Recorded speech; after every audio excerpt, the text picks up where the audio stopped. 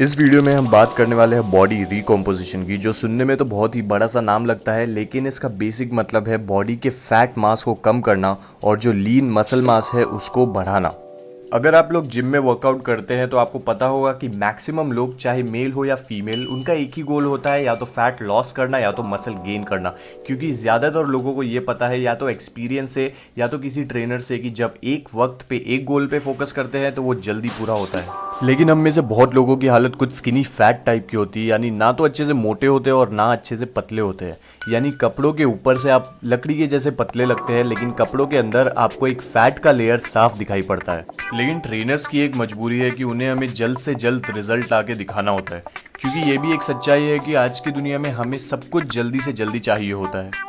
अगर आप कंफ्यूज है तो मैं ये बताना चाहूँगा कि ये जो आइडिया है, पहले बल्क करके वजन बढ़ाना फिर कट करके उस एक्स्ट्रा फैट को घटाना, ये आइडिया हमें बॉडी बिल्डिंग कम्युनिटी से आता है, जहाँ के लोग प्रोफेशनल एथलीट होते हैं। लेकिन अगर आप एक नेचुरल फिटनेस एंथुसियास्ट है जिन्हें स्टेज पे उतरने का कोई शौक नहीं, तो मैं सजेस्ट करूंगा कि आप पेशेंस रखें और डिसिप्लिन के साथ इस वीडियो के सारे पॉइंट्स लंबे टाइम तक फॉलो करें। ये मेरा दोस्त जश है और जो तस्वीरें आप देख रहे हैं वो मई 2018 की है, जब जश का वजन 70 किलो था। और ये तस्वीरें हैं ठीक एक साल बाद 2019 की।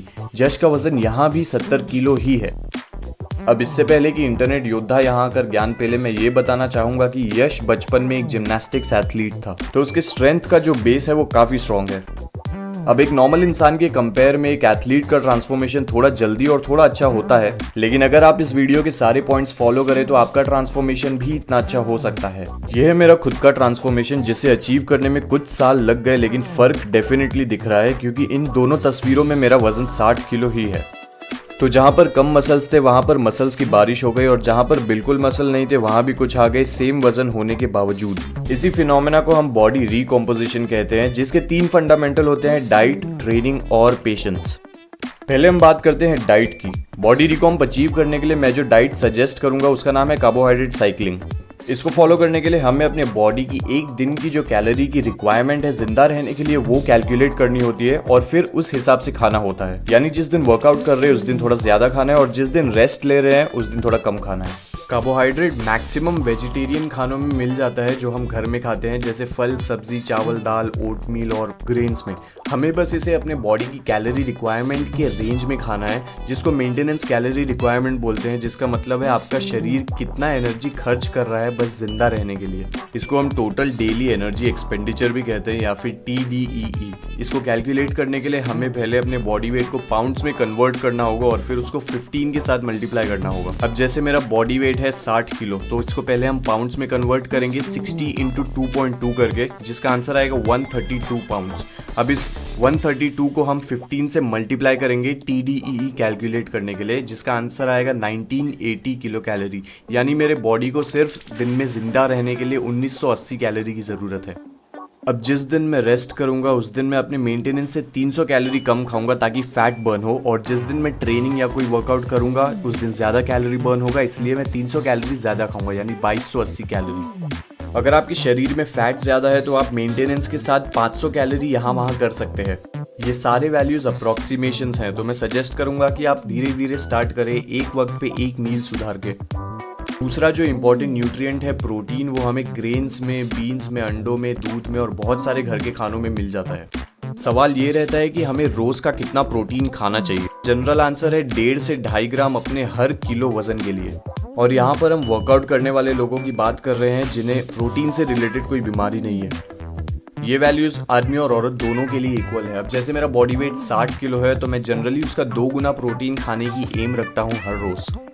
आपको बस ध्यान रखना है कि आपका प्रोटीन इंटेक कंसिस्टेंटली एक अच्छे अमाउंट में रहे, क्योंकि कुछ रिसर्च ये सजेस्ट करते हैं कि कम प्रोटीन की वजह से मसल लॉस होता है, जिसके वजह से बुढ़ापा जल्दी आता है और बहुत सारी बीमारियां होती है। तो अब हमें पता है कि आपके टोटल दिन के रिक्वायरमेंट में कार्बोहाइड्रेट्स की मात्रा सबसे ज्यादा होती है, उसके बाद बारी आती है प्रोटीन की, और सबसे कम मात्रा होती है हेल्दी फैट्स की, जो टोटल कैलोरी का 5 से 10% का हिस्सेदार होता है।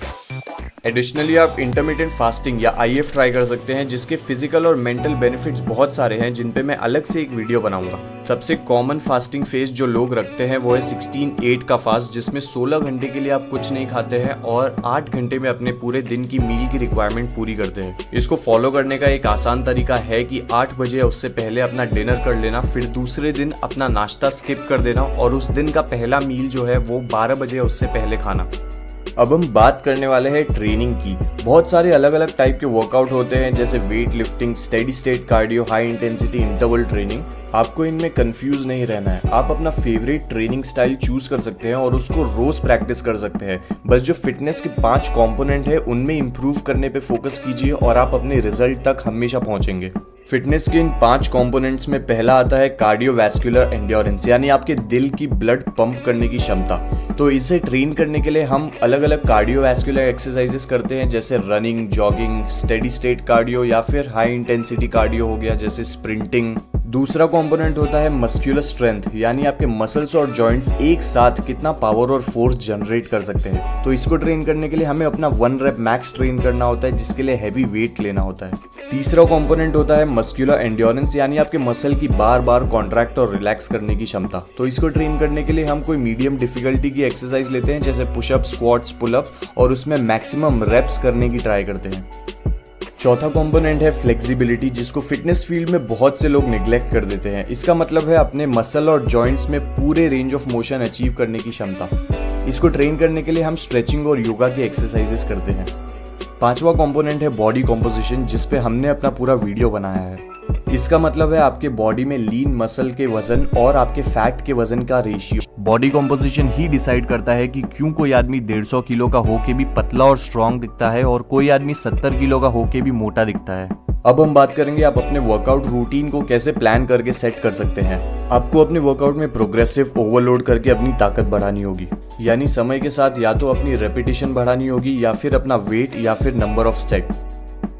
फिर हमें हर एक मसल को हफ्ते में 2 से 4 बार ट्रेन करना होगा, जिसको हाई फ्रीक्वेंसी ट्रेनिंग बोलते हैं। मैक्सिमम जिम्स में हमें एक छोटे से मसल को हफ्ते में 1 बार ट्रेन करने की सलाह मिलती है। हालांकि इसमें भी ग्रोथ दिखाई देता है, लेकिन प्रॉब्लम यह है कि फिर उस मसल की बारी सीधा 1 हफ्ते के बाद आती है, जो ट्रेनिंग को लेके एक बहुत लंबा गैप हो जाता है। अगर उस मसल को रिकवर होने के बाद जल्द से जल्द फिर से ट्रेन कर दिया जाए तो उसमें फिर से प्रोटीन सिंथेसिस होना चालू हो जाएगा। इसको कुछ इस तरह से देख सकते हैं। इमेजिन कीजिए कि आप और मैं कुश्ती या रेसलिंग की ट्रेनिंग करते हैं। मैं दिन में 4-5 घंटे ट्रेन करके अपनी पूरी जान लगा देता हूँ, लेकिन हफ्ते में सिर्फ 1 दिन करता हूँ। और दूसरी तरफ आप हैं जो दिन में 2 घंटे ट्रेन करते हैं, अपनी पूरी जान नहीं लगाते और इसी वजह से हफ्ते में 4 दिन कर पाते हैं।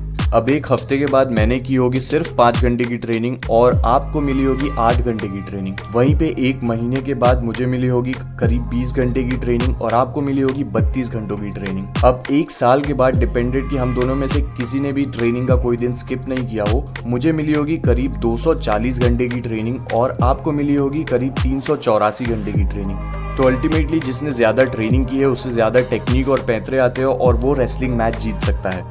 अब अगर आप ओवर ट्रेनिंग की टेंशन ले रहे हैं तो ये डर अपने दिमाग से निकाल दीजिए, क्योंकि ओवर ट्रेनिंग साइंस के मुताबिक सिर्फ प्रोफेशनल एथलीट्स को हो सकता है। एग्जाम्पल के तौर पे आप किसी भी अखाड़े में जाके वहाँ के पहलवानों के वर्कआउट देखिए, आपको पता चलेगा कि वो लोग कुछ गिने चुने एक्सरसाइज रोज रोज करते आ रहे हैं सालों से, यानी हाई फ्रीक्वेंसी में एक ही मसल को बार बार ट्रेन करना। और मैक्सिमम देसी पहलवान ना तो कोई प्रोटीन पाउडर के और ना किसी स्टेरॉइड के एक बहुत ही स्ट्रॉन्ग और इम्प्रेसिव फिजिक बना लेते हैं। अगर आप मॉडर्न साइंस की नॉलेज और इन देसी टेक्निक्स को मिलाते हैं तो आपकी फिजिक भी बहुत इंप्रेसिव हो सकती है। कुछ हाई फ्रीक्वेंसी वाले वर्कआउट रूटीन्स में पहला आता है अपर लोअर स्प्लिट, यानी एक दिन पे अपर बॉडी पे और दूसरे दिन लोअर बॉडी पे फोकस करना। इस वर्कआउट को आप हफ्ते में 4 से 6 दिन कर सकते हैं। दूसरा है फुल बॉडी स्प्लिट, जिसमें आप एक ही दिन पे बॉडी के हर मसल पे फोकस करते हैं। इस वर्कआउट को आप हफ्ते में 3 से 4 दिन कर सकते हैं। और सबसे कॉमन होता है पुश पुल लेग स्प्लिट, जिसमें आप एक दिन पे पुशिंग मसल पे फोकस करते हैं, एक दिन पे पुलिंग मसल और एक दिन लोअर बॉडी में। इस वर्कआउट को आप हफ्ते में 6 दिन कर सकते हैं।